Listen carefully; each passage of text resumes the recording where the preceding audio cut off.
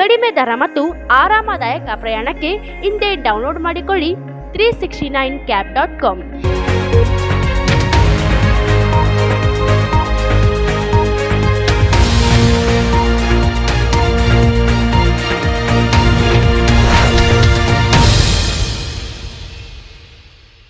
ನಮಸ್ಕಾರ ವೀಕ್ಷಕರೇ, ಕನ್ನಡ ಮಾತೃಭೂಮಿ ವಾರ್ತೆಗಳಿಗೆ ಸ್ವಾಗತ. ನಾನು ಸಂತೋಷಿ ಸರ್ಜೋಳ. ಮೊದಲಿಗೆ ಹೆಡ್ಲೈನ್ಸ್.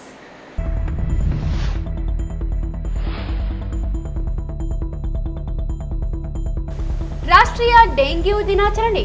ಮುನ್ನೆಚ್ಚರಿಕೆ ಕ್ರಮಗಳಿಂದ ಡೆಂಗು ನಿಯಂತ್ರಣಕ್ಕೆ ಎಲ್ಲರ ಸಹಕಾರ ಅಗತ್ಯ. ಡಾಕ್ಟರ್ ಗಣೇಶ್.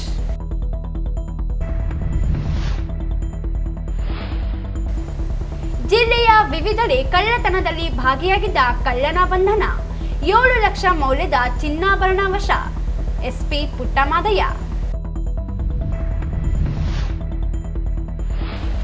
ನಂದಿನಿ ಶಿಕ್ಷಣ ಸಂಸ್ಥೆ NCTE ಅನುಮತಿ ಪಡೆಯದೆ ನಿರ್ವಹಣೆ. ವಿಶ್ವವಿದ್ಯಾಲಯದ ಸಂಯೋಜನೆ ರದ್ದು. ಹೈಕೋರ್ಟ್ನಲ್ಲಿ PIL. ರೂಪೇಶ್.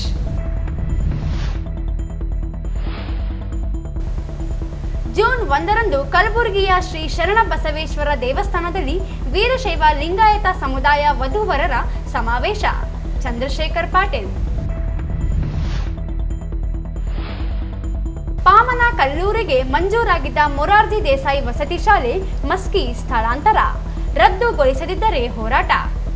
ಸಂತೋಷ್ ರಾಜಗುರು.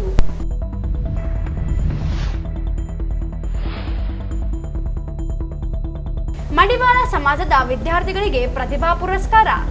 ಹೆಸರು ನೋಂದಣಿಗೆ ವೆಂಕಟೇಶ್ ಮಡಿವಾಳ ಮನವಿ.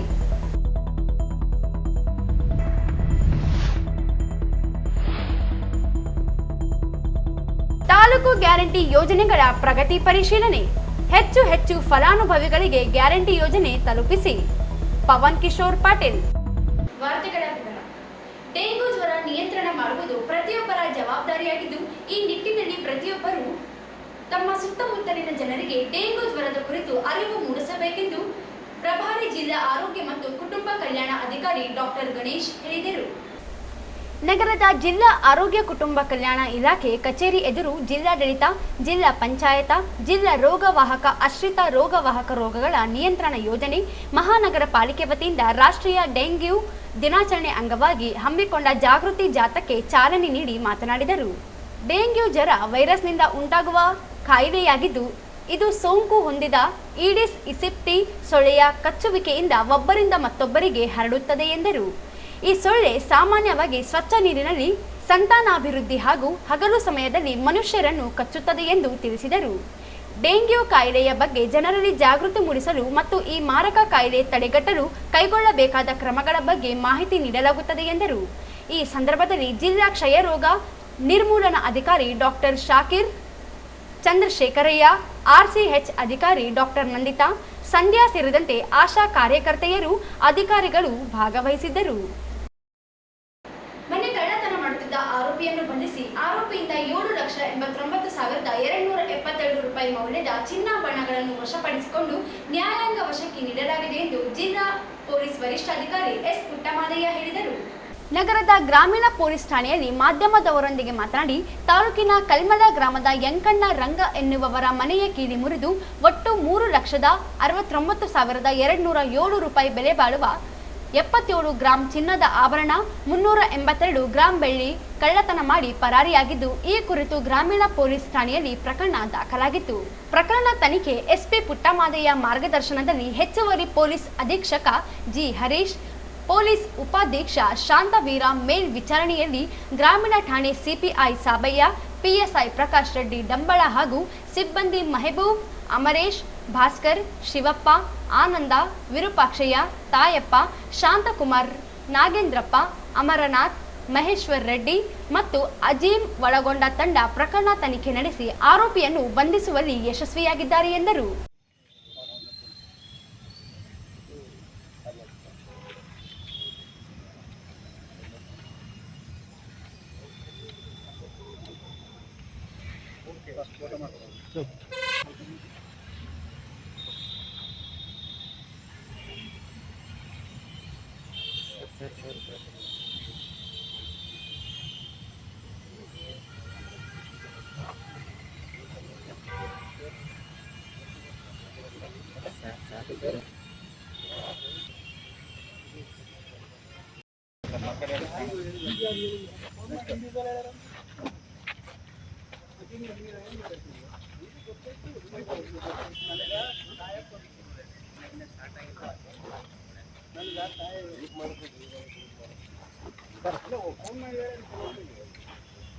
ಸರ್ ಸ್ವಲ್ಪ ಹತ್ರ ಬನ್ನಿ ಸರ್. Okay sir.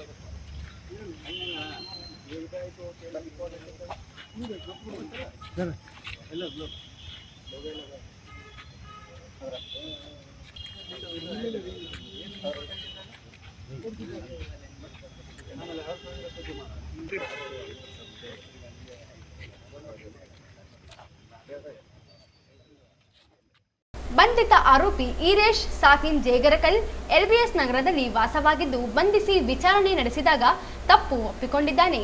ಜೊತೆಗೆ ಮಹೇಶ್ ನಾಯಕ್ ಅಲಿಯಾಸ್ ಮೆಹಬೂಬ್ ಇಬ್ಬರು ಕೂಡಿಕೊಂಡು ಕಳ್ಳತನ ಮಾಡಲಾಗಿದೆ. ಸಿಂಧನೂರು, ಮಾನವಿ ಹಾಗೂ ಗಬ್ಬೂರು ಪೊಲೀಸ್ ಠಾಣೆ ವ್ಯಾಪ್ತಿಯಲ್ಲಿಯೂ ಸಹ ಕಳ್ಳತನ ಮಾಡಿದ್ದಾರೆ ಎಂದು ವಿಚಾರಣೆಯಲ್ಲಿ ತಿಳಿದು ಬಂದಿದೆ ಎಂದರು.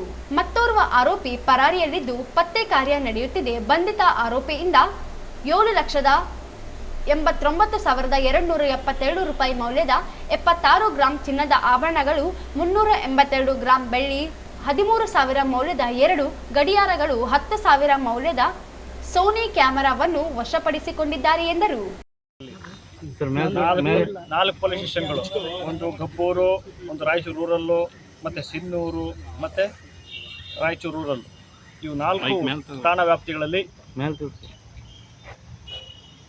ಕೆಲವೊಂದು ಪ್ರಕರಣಗಳು ದಾಖಲಾಗಿದ್ದು ಪತ್ತೆ ಆಗಿರಲಿಲ್ಲ. ಒಂದು 6 ತಿಂಗಳಿಂದ ನಮ್ಮ ಜಿಲ್ಲೆಯ ಒಬ್ಬ ಹಳೆ MOB ಒಂದು 3 ತಿಂಗಳಿಂದ ಕಾರಾಗೃಹದಿಂದ ಬಿಡುಗಡೆಯಾಗಿದ್ದು ಮಾಹಿತಿ ಇತ್ತು. ನಂತರ ಇಲ್ಲಿ ಬಂದು ಅಲ್ಲಲ್ಲಿ 4 ಕಡೆ ಅಫೆನ್ಸ್ ಮಾಡಿ ಹೋಗಿದ್ದು ನಮ್ಮವ್ರ ಗಮನಕ್ಕೆ ಬಂದು ನಮ್ಮ Raichur sub division DSP Shantaveerappa ಮತ್ತು ಇನ್ಸ್ಪೆಕ್ಟರ್ ಸಾಬಯ್ಯ, ಪ್ರಕಾಶ್ ಡಾಂಬಳ್ ಮತ್ತು ಅವ್ರ ತಂಡ ವಿಶೇಷ ಗಮನವಹಿಸಿ ಫಾಲೋ ಅಪ್ ಮಾಡಿ ದಸ್ತಗಿರಿ ಮಾಡಿದಾಗ ನಮಗೆ ಎಷ್ಟೊಂದು ಐಟಮ್ಗಳು ಸಿಕ್ಕಿದ್ದಾವೆ. ಹೆಚ್ಚು ಕಡಿಮೆ 8 ಲಕ್ಷಕ್ಕೂ ಅಧಿಕ ಮೌಲ್ಯದ ಆಭರಣಗಳು ಮತ್ತು ಬೇರೆ ಬೇರೆ ವಸ್ತುಗಳು, ಚಿನ್ನ, ಬೆಳ್ಳಿ ಮತ್ತು ಕ್ಯಾಮ್ರಾ ಇಂಥ ವಸ್ತುಗಳೆಲ್ಲ ಸಿಕ್ಕಿದ್ದಾವೆ. ನಿಜವಾಗ್ಲೂ ನಮ್ಮ ಈ ತಂಡ ತುಂಬ ಉತ್ತಮವಾದ ಕೆಲಸ ಮಾಡಿದೆ. ಆ ತಂಡನ ಅಭಿನಂದಿಸ್ತೇನೆ. ಇನ್ನಷ್ಟು ಮುಂದೆ ಇನ್ನೂ ಒಳ್ಳೆ ಕೆಲಸಗಳು ಮಾಡಲಿ ಅಂತ ಆ ತಂಡಕ್ಕೆ ವಿಶ್ ಮಾಡ್ತಾ ನಿಮಗೆಲ್ಲ ಧನ್ಯವಾದಗಳು. Thank you. ಜಿಲ್ಲೆಯವರೇ LPS ನಗರದವರು ಈರೇಶ್ ಅಂತೇಳಿ. ಬೇರೆ ಪ್ರಕರಣ ನಮ್ಮ ತನಿಖೆಯಲ್ಲಿ ಗೊತ್ತಾಗುತ್ತೆ. ಮುಂದೆ ತನಿಖೆಯಲ್ಲಿ ತಗೊಳ್ತೀವಿ. ಇನ್ನೊಬ್ರು ಇದ್ದಾರೆ, ಡಿಸ್ಕ್ಲೋಸ್ ಮಾಡಲಿಕ್ಕಾಗಲ್ಲ, ಅವರು ಕೂಡ ತಸ್ಕರಿ ಮಾಡ್ತೀವಿ. Thank you. ಪ್ರಕರಣ ಭೇದಿಸುವಲ್ಲಿ ಯಶಸ್ವಿಯಾದ CPI ಸಾಬಯ್ಯ, PSI ಪ್ರಕಾಶ್ ರೆಡ್ಡಿ ಡಂಬಳ ಹಾಗೂ ಸಿಬ್ಬಂದಿಗಳ ಕಾರ್ಯ ಶ್ಲಾಘಿಸಿ ಬಹುಮಾನ ವಿತರಿಸಿದರು. ಈ ಸಂದರ್ಭದಲ್ಲಿ ಹೆಚ್ಚುವರಿ ಪೊಲೀಸ್ ಅಧೀಕ್ಷಕ G. ಹರೀಶ್, ಪೊಲೀಸ್ ಉಪಾಧೀಕ್ಷ ಶಾಂತವೀರ್ ಮೇಲ್ವಿಚಾರಣೆಯಲ್ಲಿ ಗ್ರಾಮೀಣ ಠಾಣೆ CPI ಸಾಬಯ್ಯ, PSI ಪ್ರಕಾಶ್ ರೆಡ್ಡಿ ಡಂಬಳ ಹಾಗೂ ಸಿಬ್ಬಂದಿಗಳು ಇದ್ದರು. ರಾಷ್ಟ್ರೀಯ ಶಿಕ್ಷಣ ಪರಿಷತ್ ಅನುಮೋದನೆಯನ್ನು NCT ಇಲ್ಲದೆ ನಂದಿನಿ ಶಿಕ್ಷಣ ಮಹಾವಿದ್ಯಾಲಯ ಕಾರ್ಯನಿರ್ವಹಿಸುತ್ತಿದ್ದು ವಿದ್ಯಾರ್ಥಿಗಳಿಗೆ ತಪ್ಪು ಮಾಹಿತಿ ನೀಡಿ ದಾರಿ ತಪ್ಪಿಸುವ ಕೆಲಸ ಮಾಡಿದ್ದು ಹೈಕೋರ್ಟ್ನಲ್ಲಿ ಸಾರ್ವಜನಿಕ ಹಿತಾಸಕ್ತಿ ಅರ್ಜಿ ಸಲ್ಲಿಸಲಾಗಿದೆ. ಅವರನ್ನು ಮಾಧ್ಯಮಗೋಷ್ಠಿ ಉದ್ದೇಶಿಸಿ ಮಾತನಾಡಿ, ಮಾಹಿತಿ ಹಕ್ಕು ಅಧಿನಿಯಮದಡಿ ಅರ್ಜಿ ಸಲ್ಲಿಸಿ ಮಾಹಿತಿ ಪಡೆದಿದ್ದು ಕಡ್ಡಾಯವಾಗಿ NCTE ಅನುಮತಿ ಪಡೆಯಬೇಕಿದ್ದ ಸಂಸ್ಥೆ ಅನುಮತಿ ಇಲ್ಲದೆ ಅನಧಿಕೃತವಾಗಿ ವಿದ್ಯಾರ್ಥಿಗಳ ಪ್ರವೇಶ ಪಡೆದಿದೆ. ಸಮರ್ಪಕ ದಾಖಲಾತಿ ಪೂರ್ವಾನುಮತಿ ಪಡೆಯದೇ ಇರುವುದರಿಂದ ಮಹರ್ಷಿ ವಾಲ್ಮೀಕಿ ವಿಶ್ವವಿದ್ಯಾಲಯ ಸಂಯೋಜನೆಯನ್ನು ರದ್ದುಗೊಳಿಸಿ ಆದೇಶಿಸಿದೆ ಎಂದರು. 2016 ಮತ್ತು 2017ರಿಂದಲೇ ಅನುಮತಿ ಪಡೆಯದೇ ಇದ್ದರೂ ವಿಶ್ವವಿದ್ಯಾಲಯಕ್ಕೆ ಮಾಹಿತಿ ನೀಡದೆ ವಿದ್ಯಾರ್ಥಿಗಳ ಪ್ರವೇಶ ನೀಡಲಾಗಿದೆ. 2021-22 ಸಾಲಿನಿಂದಲೂ ಸಮರ್ಪಕ ದಾಖಲೆ ನೀಡದೇ ಇರುವುದು ಬೆಳಕಿಗೆ ಬಂದಿದೆ. ತಪ್ಪು ಮಾಹಿತಿ ನೀಡಿರುವ ನಂದಿನಿ ಶಿಕ್ಷಣ ಮಹಾವಿದ್ಯಾಲಯ 2024-25ನೇ ಸಾಲಿನಿಂದಲೇ ಸಂಯೋಜನೆ ರದ್ದುಗೊಂಡಿದ್ದರು. ಸಾಕಷ್ಟು ವಿಚಾರಣೆ ಮಾಡಿ ಆದಿಕವಿ ಶ್ರೀ ಮಹರ್ಷಿ ವಾಲ್ಮೀಕಿ ವಿಶ್ವವಿದ್ಯಾಲಯವು ತಕ್ಷಣ ಈ ಕಾಲೇಜಿನ ಸಂಯೋಜನೆಯನ್ನು ರದ್ದುಗೊಳಿಸಿದೆ. ಇದರಲ್ಲಿ ಲಾಸ್ಟ್ ಇದರಲ್ಲಿ ಆರ್ಡರ್ ರಿಸಲ್ಟ್ ಬೇಕಿದೆ 29/4/2025 29/4/2025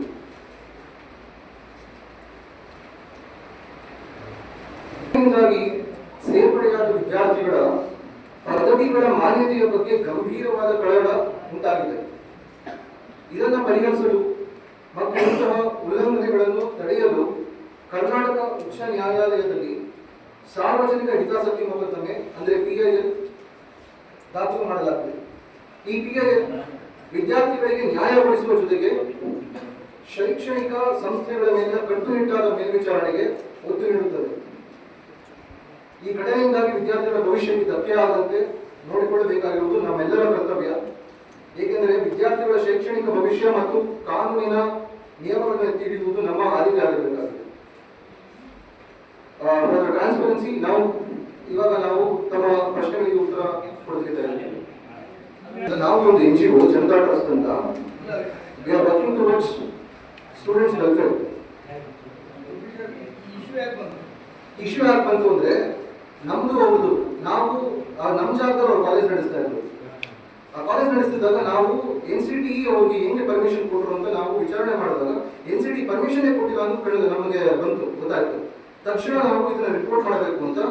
ಯಾಕಂದ್ರೆ ನಮ್ಮ ಕಣ್ಮುಂದೆ ಒಂದು ಕ್ರೈಮ್ ನಡೀತಾ ಇದೆ, ಅದನ್ನ ರಿಪೋರ್ಟ್ ಮಾಡಿದ್ರೆ ಅದು ಇನ್ನೊಂದು ಕ್ರೈಮ್ ಆಗುತ್ತೆ. ಸೊ ಅದಕ್ಕೋಸ್ಕರ ನಾವು ಜಾಹೀರಾತು ಮೂಲಕ ಪ್ರವೇಶ ನೀಡುವುದಾಗಿ ಸಂಸ್ಥೆ ಹೇಳಿ ವಿದ್ಯಾರ್ಥಿಗಳ ಜೀವನದೊಂದಿಗೆ ಚೆಲ್ಲಾಟವಾಡುತ್ತಿರುವುದನ್ನು ನ್ಯಾಯಾಲಯದಲ್ಲಿ ಸಾರ್ವಜನಿಕ ಹಿತಾಸಕ್ತಿ ಅರ್ಜಿ ಸಲ್ಲಿಸಲಾಗಿದೆ. ಅನುಮತಿ ಇಲ್ಲದೆ ಇರುವ ಇತರೆ ಕಾಲೇಜುಗಳನ್ನು ಸ್ಥಗಿತಗೊಳಿಸಿ ವಿದ್ಯಾರ್ಥಿಗಳಿಗೆ ಪರ್ಯಾಯ ವ್ಯವಸ್ಥೆ ಮಾಡಬೇಕೆಂದು ಕೋರ್ಟಿಗೆ ಮನವಿ ಮಾಡಿರುವುದಾಗಿ ಹೇಳಿದರು. ಈ ಸಂದರ್ಭದಲ್ಲಿ ಸಂಜೀವ್ ಕುಮಾರ್ ಇದ್ದರು. ಕಲಬುರಗಿಯ ಶ್ರೀ ಶರಣಬಸವೇಶ್ವರ ಸಂಸ್ಥಾನ ಅಖಿಲ ಭಾರತ ವೀರಶೈವ ಲಿಂಗಾಯತ ಮಹಾಸಭಾ ಮತ್ತು ಶಿವಪಾರ್ವತಿ ಮ್ಯಾಟ್ರಿಮೋನಿಯಲ್ ಟ್ರಸ್ಟ್ಗಳ ಸಹಯೋಗದಲ್ಲಿ ಕಲಬುರಗಿಯ ಶ್ರೀ ಶರಣಬಸವೇಶ್ವರ ದೇವಾಲಯ ಆವರಣದಲ್ಲಿ ಜೂನ್ 1ರಂದು ರಾಜ್ಯ ಮಟ್ಟದ 3ನೇ ವಧೂವರರ ಸಮಾವೇಶ ಆಯೋಜಿಸಲಾಗಿದೆ ಎಂದು ವೀರಶೈವ ಲಿಂಗಾಯತ ಮಹಾಸಭಾ ಅಧ್ಯಕ್ಷ ಚಂದ್ರಶೇಖರ್ ಪಾಟೀಲ್ ಮಿರ್ಜಾಪುರ್ ಹೇಳಿದರು. ಅವರಿಂದು ಮಾಧ್ಯಮಗೋಷ್ಠಿ ಉದ್ದೇಶಿಸಿ ಮಾತನಾಡಿ, ವೀರಶೈವ ಲಿಂಗಾಯತ ಸಮುದಾಯ ಎಲ್ಲ ಒಳಪಂಗಡಗಳ ವಧೂವರರ ಸಮಾವೇಶ ನಡೆಸಲಾಗುತ್ತಿದ್ದು ಸಮುದಾಯ ಜನರು ಸದುಪಯೋಗ ಪಡೆಯಬೇಕೆಂದರು. ಅಖಿಲ ಭಾರತ ವೀರಶೈವ ಲಿಂಗಾಯತ ಮಹಾಸಭಾ ಕಲಬುರಗಿ ಘಟಕ ಮತ್ತು ಅನೇಕ ಸಂಘ ಸಂಸ್ಥೆಗಳ ಸಹಯೋಗದಲ್ಲಿ ವಧೂವರರ ಒಂದು ದೊಡ್ಡ ಸಮಾವೇಶವನ್ನ ಕಲಬುರಗಿ ನಗರದ ಶರಣಬಸವೇಶ್ವರ ದೇವಸ್ಥಾನದ ಒಂದು ಅನುಭವ ಮಂಟಪದಲ್ಲಿ ನಾಳೆ 1ನೇ ತಾರೀಕು ಜೂನ್ 1ನೇ ತಾರೀಕು ಹಮ್ಮಿಕೊಳ್ಳಲಾಗಿದೆ. ವೀರಶೈವ ಲಿಂಗಾಯತ ಸಮಾಜದ ಎಲ್ಲ ಒಳಪಂಗಡಗಳವರ ಒಂದು ವಧೂವರರ ಸಮಾವೇಶ ಅತ್ಯಂತ ಅಚ್ಚುಕಟ್ಟಾಗಿ ಮಾಡಬೇಕು ಮತ್ತು ಎಲ್ಲರಿಗೂ ಕೂಡ ಒಂದು ಅನುಕೂಲ ಆಗಬೇಕು ಅನ್ನೋ ದೃಷ್ಟಿಯಿಂದ ಈ ಒಂದು ಸಮಾವೇಶವನ್ನು ವಧೂವರರ ಸಮಾವೇಶವನ್ನು ಕಲಬುರಗಿಯಲ್ಲಿ 1ನೇ ಹಂತವಾಗಿ ಹಮ್ಮಿಕೊಳ್ಳಲಾಗಿದೆ. ಅವರು ಕೂಡ ನಮಗೆ ಸ್ಫೂರ್ತಿ ಅಂತ ಹೇಳಲಿಕ್ಕೆ ನಾನು ಬಯಸ್ತೇನೆ. ನಮ್ಮ ಕಕ್ಕೇರಿ ಸರ್ ಅವರು, ಅಂಬರ್ಕರ್ ಅವರು, ದಾನಮ್ಮ ಶಿಕ್ಷಕರು, ಇವರು ಕೂಡ ನಮಗೆ ಹೇಳಿ ನಾವು ಈ ಒಂದು ಸಮಾವೇಶವನ್ನು ರಾಯಚೂರು ನಗರದಲ್ಲಿ ಮಾಡೋಣ ಅಂತಕ್ಕಂಥ ಮಾತನ್ನು ಕೂಡ ಹೇಳಿದ್ದಾರೆ. ಈ ಒಂದು ಸಮಾವೇಶ ಕಲಬುರಗಿ ಆದ ನಂತರ ನಮ್ಮಲ್ಲಿಯೂ ಕೂಡ ಎಲ್ಲರ ಸಹಯೋಗದೊಂದಿಗೆ ಸಹಕಾರದೊಂದಿಗೆ ನಾವು ಕೂಡ ಒಂದು ವಧೂವರರ ಸಮಾವೇಶವನ್ನು ಅಚ್ಚುಕಟ್ಟಾಗಿ ವಿಶಿಷ್ಟ ರೀತಿಯಲ್ಲಿ ಮಾಡಬೇಕಂತಕ್ಕಂಥ ಯೋಜನೆ ಕೂಡ ನಮ್ಮ ವೀರಶೈವ ಲಿಂಗಾಯತ ಮಹಾಸಭಾ ಮತ್ತು ವೀರಶೈವ ಸಮಾಜದ ಎಲ್ಲ ಸಂಘಟನೆಗಳ ಸಹಯೋಗದಲ್ಲಿ ಮಾಡಬೇಕಂತಕ್ಕಂಥ ಒಂದು ಯೋಜನೆ ನಾವು ಕೂಡ ಮಾಡಿದ್ದೇವೆ. ಈಗಾಗಲೇ ನಮ್ಮ ಅಂಬರ್ಕರ್ ಅವರು ಕೆಲವು ವಿಷಯಗಳನ್ನು ಹೇಳಿದ್ದಾರೆ. ನಮ್ಮ ರಾಯಚೂರು ವಿಷಯದ ಬಗ್ಗೆ ನಾನು ಕೂಡ ಮುಂದಿನ ಒಂದು ಯೋಜನೆ ಏನಿದೆ ಅಂತಕ್ಕಂಥದ್ದನ್ನು ತಮ್ಮ ಮುಖಾಂತರ ತಿಳಿಸಲಿಕ್ಕೆ ಬಯಸುತ್ತೇನೆ. ಶಿವಪಾರ್ವತಿ ಮ್ಯಾಟ್ರಿಮೋನಿಯಲ್ ಟ್ರಸ್ಟ್ ಅಧ್ಯಕ್ಷ ಚಂದ್ರಶೇಖರ್ ಕಕ್ಕೇರಿ ಮಾತನಾಡಿ, ಜೂನ್ 1ರಂದು ಕಲಬುರಗಿಯಲ್ಲಿ ನಡೆಯಲಿರುವ ವಧೂವರರ ಸಮಾವೇಶವನ್ನು ಶರಣಬಸವೇಶ್ವರ ಸಂಸ್ಥಾನ 9ನೇ ಪೀಠಾಧಿಪತಿ ಚಿರಂಜೀವಿ ದೊಡ್ಡಪ್ಪ ಅಪ್ಪ ಉದ್ಘಾಟಿಸಲಿದ್ದಾರೆ. ಸಾನ್ನಿಧ್ಯವನ್ನು ಪೀಠಾಧಿಪತಿಗಳಾದ ಡಾಕ್ಟರ್ ಶರಣಬಸವ ಅಪ್ಪ ಹಾಗೂ ಮಾತೃಶ್ರೀ ದಾಕ್ಷಾಯಿಣಿ ಎಸ್ ಅಪ್ಪ ವಹಿಸಲಿದ್ದಾರೆ. ಅಧ್ಯಕ್ಷತೆಯನ್ನು ವೈದ್ಯಕೀಯ ಶಿಕ್ಷಣ ಸಚಿವ ಡಾಕ್ಟರ್ ಶರಣಪ್ರಕಾಶ್ ಪಾಟೀಲ್ ವಹಿಸಲಿದ್ದಾರೆ. ಮುಖ್ಯ ಅತಿಥಿಗಳಾಗಿ ಸಂಸ್ಥಾನ ಕಾರ್ಯದರ್ಶಿ ಬಸವರಾಜ್ ದೇಶಮುಖ್, ವೀರಶೈವ ಲಿಂಗಾಯತ ಮಹಾಸಭಾ ಅಧ್ಯಕ್ಷ ಶರಣಕುಮಾರ್ ಮೋದಿ ಆಗಮಿಸಲಿದ್ದಾರೆ. ಸಮಾವೇಶದಲ್ಲಿ ವಧುವರರು ಕಡ್ಡಾಯವಾಗಿ ಹಾಜರಿರಬೇಕು. ವಧೂವರರ ಇಬ್ಬರಿಗೆ ಮಾತ್ರ ಅವಕಾಶವಿದೆ. ಸ್ವವಿವರ ಭಾವಚಿತ್ರಗಳನ್ನು ನೀಡಬೇಕು. ನೇರವಾಗಿಯೂ ನೋಂದಣಿ ಮಾಡಿಕೊಳ್ಳಬೇಕು. ಮೇ 30ರೊಳಗೆ ನೋಂದಣಿ ಮಾಡಿಕೊಳ್ಳಬೇಕು ಎಂದು ತಿಳಿಸಿದರು. ಅಂದರೆ ಅದರ ಟ್ರಸ್ಟಿ ಅಧ್ಯಕ್ಷನಾಗಿ ನಾನು ಕೂಡ ಸಹಭಾಗಿಯಾಗಿದ್ದೇನೆ. ಈಗ ತೃತೀಯ ರಾಜ್ಯ ಮಟ್ಟದ ಬೃಹತ್ ವಧುವರರ ಸಮಾವೇಶವನ್ನು ಹಮ್ಮಿಕೊಳ್ಳಲಾಗಿದೆ. ಇದು ವೀರಶೈವ ಲಿಂಗಾಯತ ಸಮಾಜದ ಎಲ್ಲ ಒಳಪಂಗಡದವರಿಗಾಗಿ ಏರ್ಪಡಿಸಲಾಗುತ್ತದೆ. ಇದು ದಿನಾಂಕ 1/6/2025 ರವಿವಾರ ಬೆಳಗ್ಗೆ 10 ಗಂಟೆಯಿಂದ ಸಾಯಂಕಾಲ 6 ಗಂಟೆವರೆಗೆ ನಡೀತಕ್ಕಂಥದ್ದು. ಇದು 6 ಗಂಟೆಗಿಂತ ಹೆಚ್ಚಿನೂ ಆಗುತ್ತೆ. ಜನಸಂಖ್ಯೆ ಜಾಸ್ತಿ ಭಾಗವಹಿಸಿದರೆ ಟೈಮ್ ಹೆಚ್ಚಿನೂ ಆಗುತ್ತೆ, ತೊಂದರೆ ಏನಿಲ್ಲ. ಇದರ ಸ್ಥಳ ಅನುಭವ ಮಂಟಪ ಶ್ರೀ ಶರಣಬಸವೇಶ್ವರ ದೇವಾಲಯದ ಆವರಣ, ಶರಣಬಸವೇಶ್ವರ ಸಂಸ್ಥಾನ, ಕಲಬುರಗಿಯಲ್ಲಿ ಏರ್ಪಡಿಸಲಾಗುತ್ತದೆ. ಇದರಲ್ಲಿ ಸಾನ್ನಿಧ್ಯವನ್ನು ಪೂಜ್ಯ ಡಾಕ್ಟರ್ ಶರಣಬಸಪ್ಪ ಅಪ್ಪ 8ನೇ ಪೀಠಾಧಿಪತಿಗಳು ಶ್ರೀ ಶರಣಬಸವೇಶ್ವರ ಸಂಸ್ಥಾನ ಕಲಬುರಗಿಯವರು ವಹಿಸ್ತಾ ಇದ್ದಾರೆ. ಜೊತೆಗೆ ಮಾತೋಶ್ರೀ ಡಾಕ್ಟರ್ ದಾಕ್ಷಾಯಿಣಿ ಎಸ್ ಅಪ್ಪ ಚೇರ್ಮನ್ ಶರಣಬಸವೇಶ್ವರ ವಿದ್ಯಾವರ್ಧಕ ಸಂಘ ಕಲಬುರಗಿಯವರು ವಹಿಸ್ಕೊಳ್ತಾ ಇದ್ದಾರೆ. ಉದ್ಘಾಟಕರಾಗಿ ಮಾನ್ಯ ಚಿರಂಜೀವಿ ದೊಡ್ಡಪ್ಪ ಅಪ್ಪ 9ನೇ ಪೀಠಾಧಿಪತಿಗಳು ಶ್ರೀ ಶರಣಬಸವೇಶ್ವರ ಸಂಸ್ಥಾನಗಳು ವಹಿಸಿಕೊಳ್ತಾ ಇದ್ದಾರೆ. ಅಧ್ಯಕ್ಷತೆಯನ್ನು ಡಾಕ್ಟರ್ ಶರಣಪ್ರಕಾಶ್ ಆರ್ ಪಾಟೀಲ್ ಮಾನ್ಯ ವೈದ್ಯಕೀಯ ಶಾಸ್ತ್ರ ಸಚಿವರು ಕರ್ನಾಟಕ ಸರ್ಕಾರ ಬೆಂಗಳೂರು ವಹಿಸ್ತಾ ಇದ್ದಾರೆ. ಮುಖ್ಯ ಅತಿಥಿಗಳಾಗಿ ಶ್ರೀ ಬಸವರಾಜ್ ದೇಶಮುಖ್ ಕಾರ್ಯದರ್ಶಿಗಳು ಶ್ರೀ ಶರಣಬಸವೇಶ್ವರ ಸಂಸ್ಥಾನ ಕಲಬುರಗಿ ಹಾಗೂ ಮುಖ್ಯ ಅತಿಥಿಗಳಾಗಿ ಶ್ರೀ ಅರುಣಕುಮಾರ್ ಮೋದಿ ಅಧ್ಯಕ್ಷರು ಅಖಿಲ ಭಾರತ ವೀರಶೈವ ಸಮಾಜ. ಈ ಸಂದರ್ಭದಲ್ಲಿ ದಾನಮ್ಮ, ಚನ್ನವೀರಪ್ಪ, ವಿರೂಪಾಕ್ಷಪ್ಪ, ಗುರುಪಾದಪ್ಪ ಪಲ್ಲಕ್ಕಿ, ಕಲ್ಯಾಣರಾವ್ ಯಲಮಡಗಿ ಸೇರಿ ಅನೇಕರು ಇದ್ದರು. ಈಗ ಜಾಹೀರಾತು. ನಗರದ ಪಂಡಿತ ಸಿದ್ದರಾಮ ಜಂಬಲದಿನ್ನಿ ರಂಗಮಂದಿರದ ಹಿಂಭಾಗ ಹಾಗೂ ಸಾರ್ವಜನಿಕ ಉದ್ಯಾನವನದ ಪಕ್ಕದಲ್ಲಿರುವಂತಹ ಶ್ರೀ ಸಾಯಿ ಧ್ಯಾನ ಮಂದಿರದ ಆವರಣದಲ್ಲಿ ಶ್ರೀ ಶನಿದೇವರ ದೇವಸ್ಥಾನ ಹಾಗೂ ಮಂಟಪದ ಕಟ್ಟಡವನ್ನು ನೂತನವಾಗಿ ನಿರ್ಮಿಸಲಾಗುತ್ತಿದ್ದು, ಶನಿ ಸಿಂಗಾಪುರದಿಂದ ಶಿಲಾಮೂರ್ತಿಯನ್ನು ಆಹ್ವಾನ ಮಾಡಿಕೊಂಡು ರಾಯಚೂರು ನಗರದ ಸರ್ವ ಸದ್ಭಕ್ತರಿಗೆ ಸಾಯಿಬಾಬಾ ದರ್ಶನದೊಂದಿಗೆ ಶನಿದೇವರ ದರ್ಶನ ಪಡೆದು ಕೃತಾರ್ಥರಾಗಲಿ ಎಂಬ ಉದ್ದೇಶದಿಂದ ಶನಿ ಭಗವಂತನ ಪ್ರತಿಷ್ಠಾಪನೆಯನ್ನು ಕೈಗೊಂಡಿದ್ದೇವೆ. ಸರ್ವ ಸದ್ಭಕ್ತರಿಗೂ ಶನಿದೇವರಿಗೆ ಎಣ್ಣೆ ಹರಿಯುವ ಸದಾವಕಾಶವನ್ನು ಮಾಡಿಕೊಡಲಾಗುವುದು. ಆದ ಕಾರಣ ಸರ್ವ ಸದ್ಭಕ್ತರು ದೇವಸ್ಥಾನ ಹಾಗೂ ಮಂಟಪ ನಿರ್ಮಾಣ ಕಾರ್ಯದಲ್ಲಿ ಭಾಗವಹಿಸಿ ತನು ಮನ ಧನಾದಿ ತ್ರಿಕರಣ ಸೇವೆ ಸಲ್ಲಿಸಿ ಶ್ರೀ ಸಾಯಿಬಾಬಾ ಹಾಗೂ ಶ್ರೀ ಶನಿದೇವರ ಕೃಪೆಗೆ ಪಾತ್ರರಾಗಬೇಕೆಂದು ಶ್ರೀ ಸಾಯಿ ಧ್ಯಾನ ಮಂದಿರದ ಸಂಸ್ಥಾಪಕ ಅಧ್ಯಕ್ಷರು ಧರ್ಮದರ್ಶಿಗಳಾದ ಶ್ರೀ ಸಾಯಿ ಕಿರಣ್ ಆದೋನಿ ಇವರು ಕೋರಿದ್ದಾರೆ. ಓಂ ಸಾಯಿರಾಮ್. ನಮಸ್ಕಾರ ಎಲ್ಲ ಸಾಯಿ ಭಕ್ತಾದಿಗಳಿಗೆ. ನನ್ನ ಹೆಸರು ಸಾಯಿ ಕಿರಣ್ ಆದೋನಿ, ಸಂಸ್ಥಾಪಕ ಧರ್ಮಾಧಿಕಾರಿಗಳು, ಓಂ ಸಾಯಿ ಧ್ಯಾನ ಮಂದಿರ, ರಂಗಮಂದಿರ ಹಿಂಭಾಗದಲ್ಲಿರುವಂಥ ಸಾಯಿ ಮಂದಿರ. ನಮ್ಮ ಸಾಯಿ ಮಂದಿರ ಆವರಣದಲ್ಲಿ ಶನಿದೇವರ ಮಂಟಪ ನಿರ್ಮಾಣಗೊಳ್ತಾ ಇದೆ. ಶನಿ ಶಿಂಗ್ನಾಪುರನಿಂದ ಶನಿದೇವರ ಶಿಲಾ ತೆಗೆದುಕೊಂಡು ಬಂದು ಇಲ್ಲಿ ಸ್ಥಾಪನೆ ಮುಂದಿನ ದಿನಗಳಲ್ಲಿ ಆಗಲಿದೆ. ಈ ಒಂದು ಕಟ್ಟಡ ನಿರ್ಮಾಣ ಕಾರ್ಯ ಪ್ರಾರಂಭಗೊಂಡಿದೆ. ಈ ಒಂದು ಕಟ್ಟಡ ನಿರ್ಮಾಣ ಕಾರ್ಯಕ್ಕೆ ಭಕ್ತಾದಿಗಳು ತನುಮನ ಧನದಿಂದ ಸೇವೆಯನ್ನು ಸಲ್ಲಿಸಬೇಕಾಗಿ ವಿನಂತಿಸಿಕೊಳ್ಳುತ್ತಾ ಇದ್ದೇನೆ. ಈ ಮೂಲಕ ನಮ್ಮ ರಾಯಚೂರಿನಲ್ಲಿ ಇದೇ ಪ್ರಥಮ ಶನಿದೇವರ ಮಂದಿರ ಅಂತ ಹೇಳಲಿಕ್ಕೆ ಇಚ್ಛಪಡ್ತೇನೆ. ಏಕೆಂದರೆ ಭಾಳಷ್ಟು ಜನ ಶನಿದೇವರ ಮಂದಿರ ನಿರ್ಮಾಣ ಮಾಡಬೇಕಂದ್ರೆ ಹಿಂದೇಟಾಗ್ತಾರೆ ಅಂಥೇಳಿ ಕೇಳಿಬಂದಿದೆ.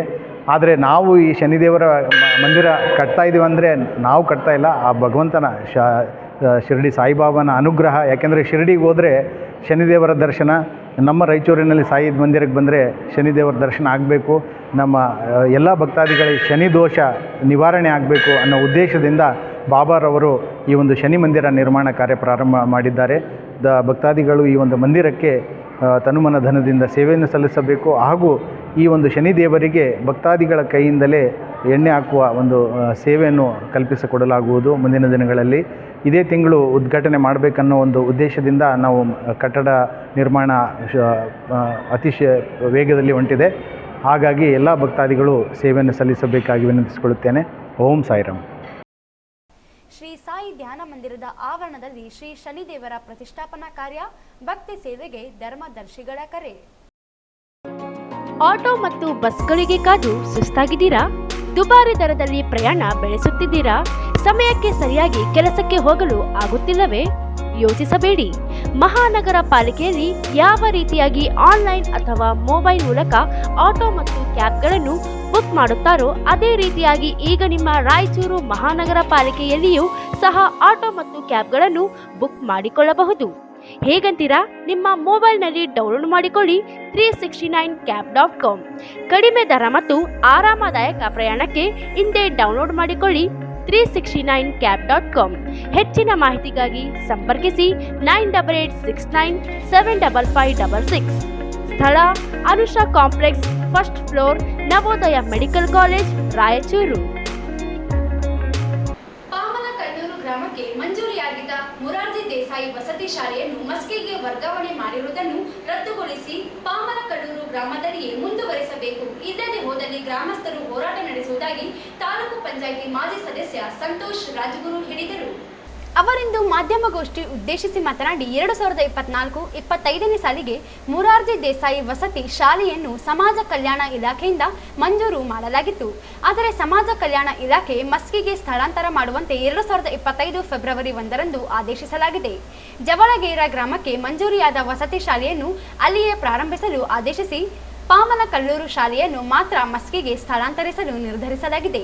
ಈ ಕುರಿತು ಈಗಾಗಲೇ ಗ್ರಾಮಸ್ಥರು ಮಸ್ಕಿ ಶಾಸಕರು ಹಾಗೂ ಸಮಾಜ ಕಲ್ಯಾಣ ಇಲಾಖೆಗೆ ಮನವಿ ಮಾಡಿದ್ದಾರೆ. ಆದರೂ ಯಾವುದೇ ಸ್ಪಂದನೆ ದೊರೆತಿಲ್ಲ.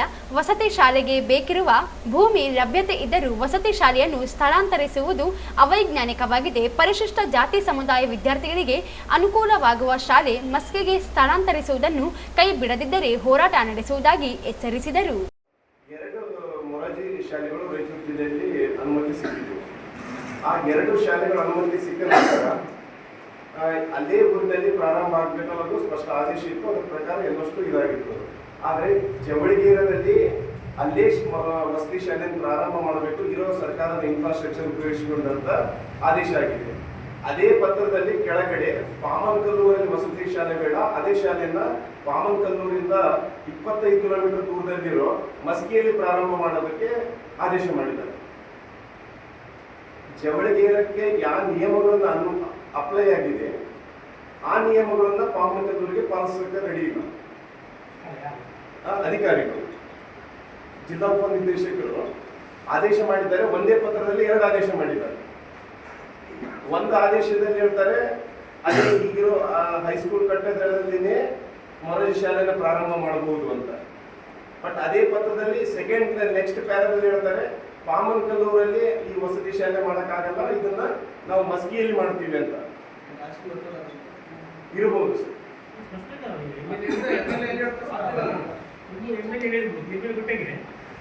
ಈಗ ನೋಡಿ ಸರ್, ಇದು ಆಕ್ಚುಲಿ 2024 ಆದೇಶ 25 ಆದೇಶ ಆದ್ಮೇಲೆ ಆಕ್ಚುಲಿ ನಮ್ಗೆ ನಮ್ಮ ಭಾಗಕ್ಕೆ ವಿಸಿಟ್ ಮಾಡಿಲ್ಲ, ನಮ್ಗೆ ಯಾರಿಗೂ ಗೊತ್ತಾಗಿಲ್ಲ.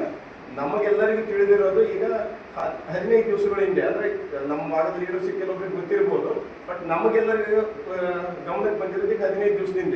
ನಾವು 15 ದಿವಸದಿಂದ 2-3 ಸಲ ಶಾಸಕರನ್ನು ಭೇಟಿಯಾಗಿದ್ದಾರೆ ಎಲ್ಲ ಗ್ರಾಮಸ್ಥರು ಕೂಡಿ.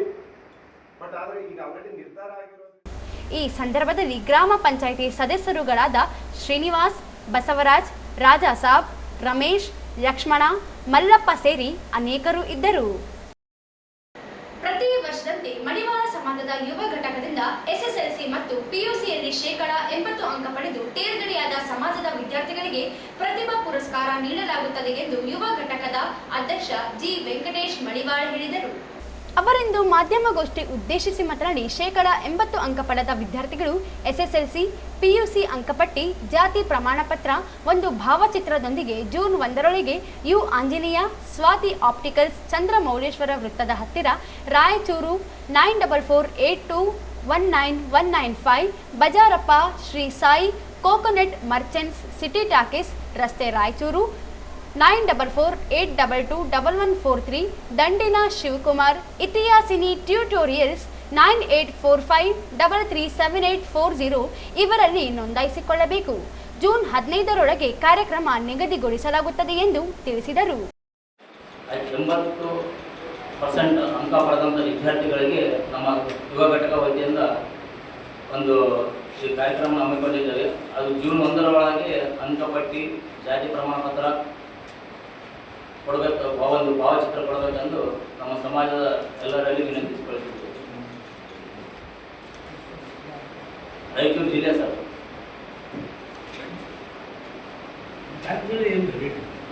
ಸರ್ ಕಾರ್ಯಕ್ರಮ ಡೇಟ್ 15 ಜೂನ್ 15.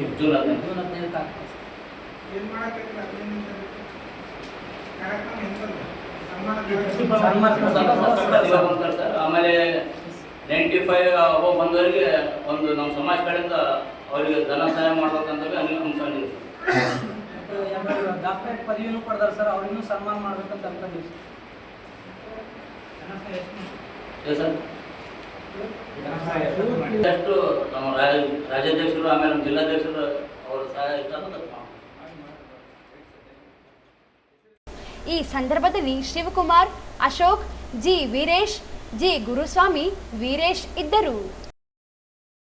ರಾಜ್ಯ ಸರ್ಕಾರದ ಪಂಚ ಗ್ಯಾರಂಟಿ ಯೋಜನೆಗಳಿಗೆ ಸಂಬಂಧಿಸಿದಂತೆ ಯೋಜನೆಯನ್ನು ಅನುಷ್ಠಾನಗೊಳಿಸಲು ತಾಲೂಕು ಮಟ್ಟದ ಅಧಿಕಾರಿಗಳು ಹಾಗೂ ಸಮಿತಿಯ ಸದಸ್ಯರು ಜವಾಬ್ದಾರಿಯುತವಾಗಿ ಕಾರ್ಯನಿರ್ವಹಿಸಬೇಕೆಂದು ತಾಲೂಕು ಗ್ಯಾರಂಟಿ ಯೋಜನೆಗಳ ಅನುಷ್ಠಾನ ಸಮಿತಿಯ ಅಧ್ಯಕ್ಷ ಪವನ್ ಕಿಶೋರ್ ಪಾಟೀಲ್ ಹೇಳಿದರು.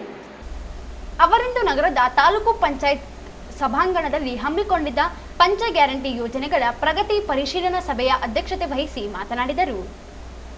ರಾಜ್ಯದ ಬಡಜನರು, ಸಾಮಾನ್ಯ ವರ್ಗದ ಜನರಿಗೆ ಅನುಕೂಲವಾಗಲೆಂದು ರಾಜ್ಯ ಸರ್ಕಾರದಿಂದ ಗ್ಯಾರಂಟಿ ಯೋಜನೆಗಳನ್ನು ಅನುಷ್ಠಾನಕ್ಕೆ ತರಲಾಗಿದ್ದು, ಶಕ್ತಿ ಯೋಜನೆ, ಅನ್ನಭಾಗ್ಯ ಯೋಜನೆ, ಗೃಹ ಜ್ಯೋತಿ, ಗೃಹಲಕ್ಷ್ಮಿ ಹಾಗೂ ಯುವ ನಿಧಿ ಯೋಜನೆಯನ್ನು ಗ್ರಾಮೀಣ ಭಾಗದಲ್ಲಿ ಹೆಚ್ಚಿನ ರೀತಿಯಲ್ಲಿ ಅನುಷ್ಠಾನಕ್ಕೆ ತರಬೇಕು. ಯೋಜನೆಗಳು ಉತ್ತಮ ರೀತಿಯಲ್ಲಿ ನಡೆದುಕೊಂಡು ಹೋಗುವಂತೆ ಅಧಿಕಾರಿಗಳು ಗಮನ ಹರಿಸಬೇಕು ಎಂದರು. ಜನರಿಗೆ ಯೋಜನೆಗಳಲ್ಲಾಗುವ ತೊಂದರೆಗಳು, ಕುಂದುಕೊರತೆಗಳ ಬಗ್ಗೆ ಮಾಹಿತಿ ಪಡೆದು ಅವುಗಳನ್ನು ಬಗೆಹರಿಸುವ ನಿಟ್ಟಿನಲ್ಲಿ ಕೆಲಸ ಮಾಡಬೇಕು. ಯೋಜನೆ ಅನುಷ್ಠಾನ ಸಮಿತಿಯ ಸದಸ್ಯರು ತಮ್ಮ ತಮ್ಮ ವ್ಯಾಪ್ತಿಯಲ್ಲಿ ಯೋಜನೆಗಳ ಬಗ್ಗೆ ಜನರಲ್ಲಿ ಅರಿವು ಮೂಡಿಸಲು ಮುಂದಾಗಬೇಕು ಎಂದು ತಿಳಿಸಿದರು. ಗ್ರಾಮ ಪಂಚಾಯತ್ ಮಟ್ಟದಲ್ಲಿ ಸಭೆ ನಡೆಸಿ ಗ್ರಾಮೀಣ ಭಾಗದಲ್ಲಿ ಪಂಚಾಯಿತಿ ವಾರು ಹಾಗೂ ನಗರ ಭಾಗದಲ್ಲಿ ವಾರ್ಡ್ ವಾರು ಕುಂದುಕೊರತೆ ಸಭೆಯನ್ನು ಹಮ್ಮಿಕೊಳ್ಳಬೇಕು. ಸಾರ್ವಜನಿಕರ ಹಿತದೃಷ್ಟಿಯಿಂದ ಈ ಸಭೆಗಳನ್ನು ನಡೆಸಬೇಕು ಎಂದರು. ಪಂಚ ಗ್ಯಾರಂಟಿ ಯೋಜನೆಗಳಿಗೆ ಸಂಬಂಧಿಸಿದಂತೆ ಇವತ್ತು ತಾಲೂಕು ಪಂಚಾಯತಿಯಲ್ಲಿ ನಾವು ಒಂದು ಸಭೆ ಕರೆದಿದ್ದು, ಈ ಸಭೆಯಲ್ಲಿ ಎಲ್ಲ ಗೌರವಾನ್ವಿತ ಸದಸ್ಯರು ಮತ್ತು ಎಲ್ಲ ತಾಲೂಕಾ ಮಟ್ಟದ ಅಧಿಕಾರಿಗಳು ಭಾಗವಹಿಸಿದ್ದು, ಈ ಒಂದು ಸಭೆಯಲ್ಲಿ ನಾವು ಗ್ರಾಮ ಪಂಚಾಯತ್ ಮಟ್ಟದಲ್ಲಿ ನಾವು ಕುಂದುಕೊರತೆಗಳ ಸಭೆ ಆಯೋಜನೆ ಮಾಡೋಕ್ಕೆ ತೀರ್ಮಾನಿಸಲಾಗಿದೆ ಮತ್ತು ನಗರ ಪ್ರದೇಶಗಳಲ್ಲಿ ವಾರ್ಡ್ ವೈಸ್ ಕೂಡ ಕುಂದುಕೊರತೆಗಳ ಸಭೆಯನ್ನು ಮಾಡಿ ಅಲ್ಲೇ ಸಾರ್ವಜನಿಕರಿಗೆ ಏನೇನು ಗೃಹಲಕ್ಷ್ಮಿದಾಗಿರ್ಬೋದು ಅಥವಾ ಗೃಹ ಜ್ಯೋತಿಗೆ ಸಂಬಂಧಿಸಿರೋದಾಗಿರ್ಬೋದು ಮತ್ತು ಅನ್ನಭಾಗ್ಯಕ್ಕೆ ಸಂಬಂಧಿಸಿರೋದಾಗಿರ್ಬೋದು ಮತ್ತು ಯುವ ನಿಧಿ ಮತ್ತು KSRTCಗೆ ಸಂಬಂಧಿಸಿರುವಂಥ ಶಕ್ತಿ ಯೋಜನೆಗೆ ಸಂಬಂಧಿಸಿರೋದಾಗಿರ್ಬೋದು ಈ 5 ಯೋಜನೆಗಳ ಒಂದು ಯೋಜನೆಗಳನ್ನು ಪರಿಣಾಮಕಾರಿಯಾಗಿ ಅನುಷ್ಠಾನ ಮಾಡಲು ನಾವು ಜನರ ಸಾರ್ವಜನಿಕರಿಗೆ ತಲುಪುವ ದೃಷ್ಟಿಯಿಂದ ನಾವು ಗ್ರಾಮ ಪಂಚಾಯಿತಿ ಮಟ್ಟದಲ್ಲಿ ಒಂದೊಂದು ದಿನ ಒಂದು ಕಾರ್ಯಕ್ರಮಗಳು ಮಾಡಿ ಅಲ್ಲೇ ಅವರ ಸಮಸ್ಯೆಗಳಿಗೆ ಪರಿಹಾರ ಕಂಡುಕೊಳ್ಳಲು ನಾವು ತೀರ್ಮಾನ ಮಾಡಿದ್ದೇವೆ. ಅದೇ ಥರ ನಗರಸಭೆ ವ್ಯಾಪ್ತಿಯಲ್ಲಿ ವಾರ್ಡ್ ವೈಸ್ ಅಲ್ಲಿರುವಂಥ ಜನಪ್ರತಿನಿಧಿಗಳನ್ನು ಸೇರಿಸಿಕೊಂಡು ಒಂದು ಪರಿಣಾಮಕಾರಿಯಾಗಿ ಅಂತ ಒಂದು ಸಭೆ ಮಾಡಿ ಅಲ್ಲಿರುವಂಥ ಸಮಸ್ಯೆಗಳನ್ನು ಅಲ್ಲೇ ಪರಿಹಾರ ಕಂಡುಕೊಳ್ಳಲು ನಾವೆಲ್ಲ ಇವತ್ತು ಒಮ್ಮತದಿಂದ ಎಲ್ಲ ನಮ್ಮ ಗೌರವಾನ್ವಿತ ಸದಸ್ಯರು ಮತ್ತು ಅಧಿಕಾರಿಗಳು ತೀರ್ಮಾನಿಸಿದ್ದೀವಿ. ಅತಿ ಶೀಘ್ರವೇ ನಿಮಗೆ ಪ್ರತಿ ಹಳ್ಳಿ ಯಾವ ಪಂಚಾಯತಿಗೆ ಯಾವತ್ತು ಈ ಒಂದು ಸಭೆ ಇರುತ್ತೆ ಅನ್ನೋ ಬಗ್ಗೆ ಒಂದು ಸಮಗ್ರವಾಗಿರುವಂಥ ಪಟ್ಟಿ ಅವರು ಹೊರಡಿಸ್ತಾರೆ.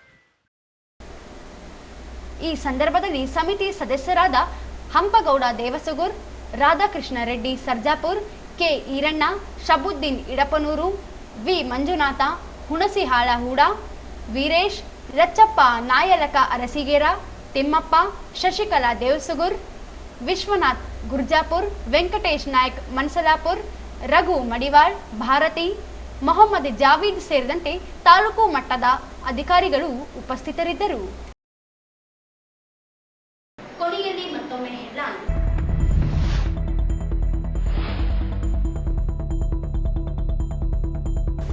ರಾಷ್ಟ್ರೀಯ ಡೆಂಗ್ಯೂ ದಿನಾಚರಣೆ.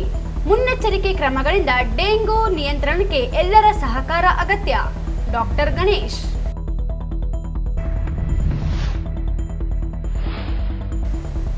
ಜಿಲ್ಲೆಯ ವಿವಿಧೆಡೆ ಕಳ್ಳತನದಲ್ಲಿ ಭಾಗಿಯಾಗಿದ್ದ ಕಳ್ಳನ ಬಂಧನ. 7 ಲಕ್ಷ ಮೌಲ್ಯದ ಚಿನ್ನಾಭರಣ ವಶ. ಎಸ್ಪಿ ಪುಟ್ಟಮಾದಯ್ಯ. ನಂದಿನಿ ಶಿಕ್ಷಣ ಸಂಸ್ಥೆ NCTE ಅನುಮತಿ ಪಡೆಯದೆ ನಿರ್ವಹಣೆ. ವಿಶ್ವವಿದ್ಯಾಲಯದ ಸಂಯೋಜನೆ ರದ್ದು. ಹೈಕೋರ್ಟ್ನಲ್ಲಿ PIL. ರೂಪೇಶ್.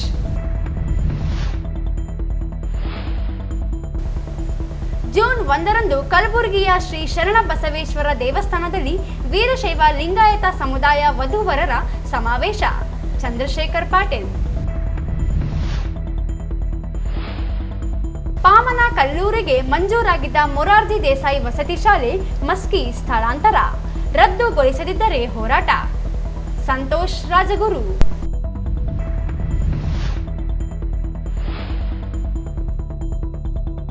ಮಡಿವಾಳ ಸಮಾಜದ ವಿದ್ಯಾರ್ಥಿಗಳಿಗೆ ಪ್ರತಿಭಾ ಪುರಸ್ಕಾರ. ಹೆಸರು ನೋಂದಣಿಗೆ ವೆಂಕಟೇಶ್ ಮಡಿವಾಳ ಮನವಿ.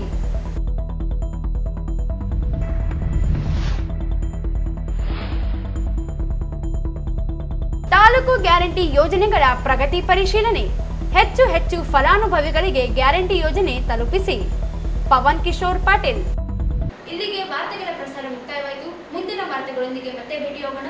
ವಂದನೆಗಳು.